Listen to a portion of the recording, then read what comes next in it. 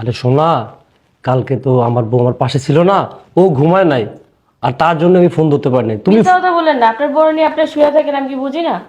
আরে লক্ষ্মী বউ না, এখন তো থাকবি, বুঝো না, এই জন্য এই ফোনটা ধরতে পারি নাই। আর তুমি তো জানোই ভালোকে আমি ভালোবাসি, ভালো তো বাসি আমি তোমাকে। আর ওর সাথে কেন আছি জানো? এই যে আমি বাসা করে থাকি, ওই কাজ কইরা আমার খাওয়ায়, আমার চালায়, বুঝছো? উপর উপরে ভালোবাসা দেখায়, আর ভিতর ভিতরে কিন্তু তোমাকে ভালোবাসে, বুঝছো?